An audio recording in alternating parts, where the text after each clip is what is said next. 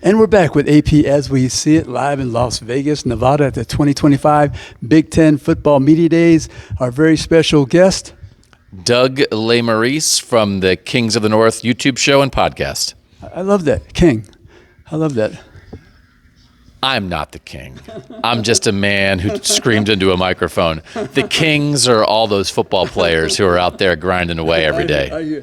Hey, Doug, we got one segment, 18 teams. It's hard to discuss the entire league, but what do you like your initial comments about the Big Ten for the 2025 season? Yeah, we were talking about this today. Oregon and Penn State both talked in Vegas today, and neither of them are the national champion, right? Like Oregon's the defending Big Ten champion. Yes. Penn State, we did a preseason poll. They were the predicted champion, but then there's also Ohio State and Michigan, who are the last two national champions. Right. So I started covering Ohio State football in 2005, and for about the first 10, 12 years of my career, they were rolling. And you would look around, and I would look around the Big Ten and say, like, where is the rest of this league? Like, where? This was when Michigan was down with Brady Hoke and Mitch Rodriguez, right. and Penn State was obviously going through everything at the end of the Joe Paterno era, and Oregon wasn't here yet. And it's like, who can rise up? And I think the top tier of the Big Ten, when you think about that group, and then I think it's going to be a fist fight in the middle of the Big Ten. Yes. And I think the depth in this conference this year. Obviously, Illinois, what Indiana did last year, you obviously include Michigan in there, but teams like Minnesota and Iowa and Washington and Nebraska, USC.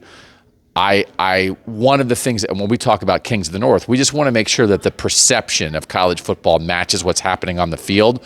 And we feel like the Big Ten and the North has risen up the last 2 years. Obviously, look at the national championship trophy. Right. We are very interested in reminding everybody how good both Tier 1 and Tier 2 in the Big Ten can be, because sometimes I get tired of hearing about Texas A&M's so good, or Ole Miss. It's like, well, Ole Miss lost to Kentucky and Alabama lost to Vanderbilt. Somehow, there's a lot of good football in the Big Ten, and this is a good week to tell everybody. Is there a surprise team or a couple surprise teams for you, Doug, in the Big Ten? We got, it's fresh in our minds, but talking to and about Washington today, we were like, man, I don't know. They get Illinois, Ohio State, and Oregon at home, which are three teams that a lot of people are talking about for the playoff.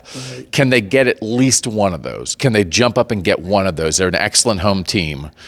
That's super interesting. Damon Williams Jr., who was a wrinkled quarterback last year. I compared a lot to what J.J. McCarthy did as a true freshman at Michigan, where he got on the field some that helped him get ready to be the guy in year two. Mm-hmm. Could that be what Damon Williams is ready to be? And then, by the way, J.J. McCarthy wound up a national champion and a first-round draft pick. Is that the kind of path Damon Williams Jr. could be on? Now, but high bar. But Washington's offensive line last year was so patchwork. They had lost so much. If their offensive line can just be average this year, that's a huge jump up. And then I think their skill guys, Damon Williams Jr. at quarterback, Jonah Coleman at running back, and Denzel Boston at receiver, I think that trio matches up with almost anybody in the country. So, yeah, we got fired up about the Washington Huskies. Okay. Penn State is a favorite at this point. Good running backs, quarterback returns, three receivers in the transfer portal, usually play good defense. They seem to crumble sometime in those bigger games, but this may be their year. 4-20, James Franklin is against the top 10. We've done a lot on James Franklin this offseason, and one of the things we did is there was a time when Dabo Swinney and Clemson were viewed as not being able to get over the top. Yes. Clemsoning was a thing, which was code for falling short in big situations. And then Clemson went to 3 straight national title games and went toe-to-toe with the dynastic Alabama team. So what if that's what Penn State's on the precipice of, right? There was a time when Jim Harbaugh couldn't win the big game, and then he could. So I think, obviously, James Franklin has earned that reputation, and he talked about it a lot today. They've been one of the most consistent programs at the top of the sport for a decade. Yes, they've also lost the big games. But does that mean you will lose them forever? We understand if people are circumspect about Penn State, but you can change. And this could be their moment where they flip the script. And I think Clemson has a chance to be a very good comparison there. And so I think that there's a lot of people in the media. I think there are people in the Big Ten, in the Penn State fan base, much less the rest of other Big Ten fan bases, who are like, I'm not going to believe it till I see it with Penn State. We get it. But you really might see it this year. Yeah, they're on the cusp. I mean, they have the talent. They have a quarterback that's dynamic, and the coach. He's won a lot of games, 10-win seasons. Two great coordinators. That really matters. So Jim Knowles brought over from Ohio State, defending defensive coordinator for Ohio State. And Andy Koltonicki was a great offensive coordinator hire last year. I think, sniffing around some head coaching jobs to keep him for year two. Everybody's better in year two. A second year with Drew Aller. There's nothing they don't have. And then their schedule sets up pretty well. Like, I won't call them gimmies. They have about 8 gimmies on the schedule. And then they get Oregon at home and Ohio State on the road, bye weeks before both those games. Their 2 biggest games.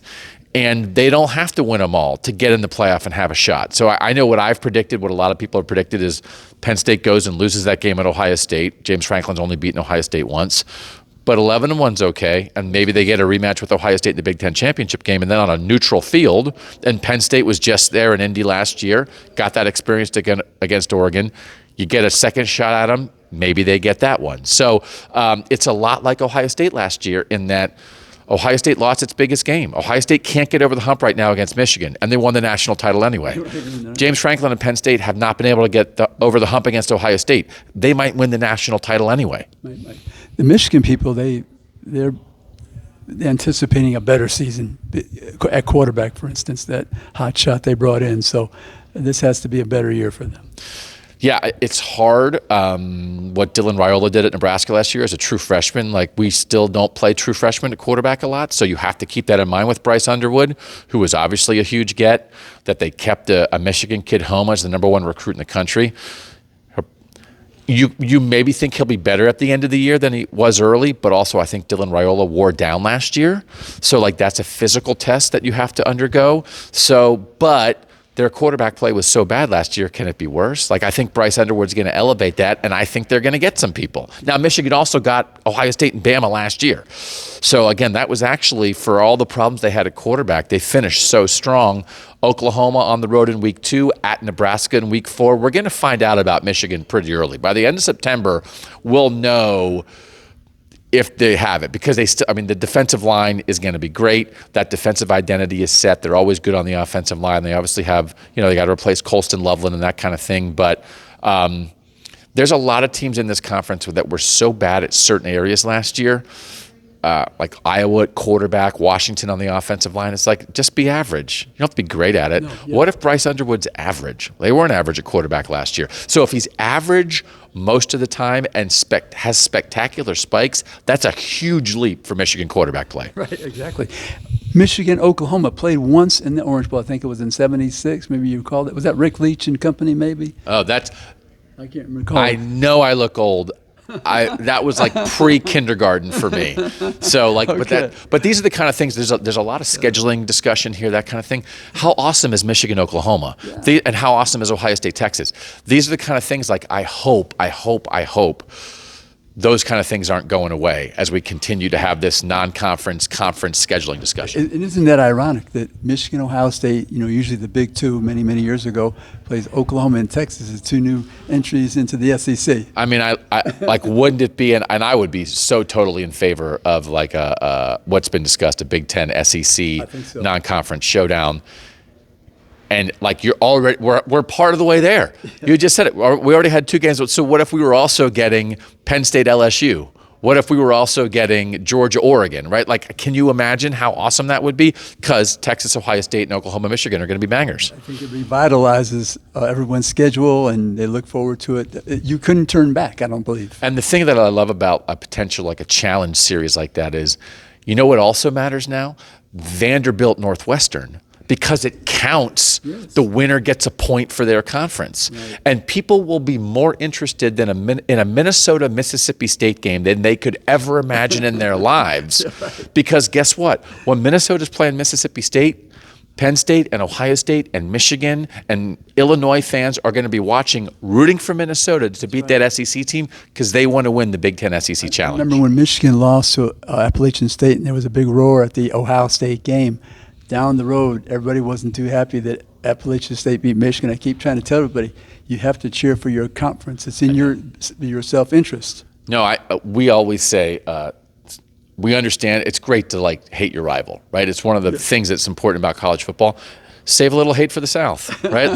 like I don't expect Ohio State and Michigan fans to be friends on the last Saturday in November. Right. But in September, if Michigan's playing Alabama, Ohio State fans can root for Michigan to get the Big Ten a point. It's in their interest. But anyway, hey, Doug, we want to thank you. We want to thank our sponsors, Greer's Markets, 29 locations, Alabama, Florida, Mississippi. And remember, Greer's got it. They guarantee it.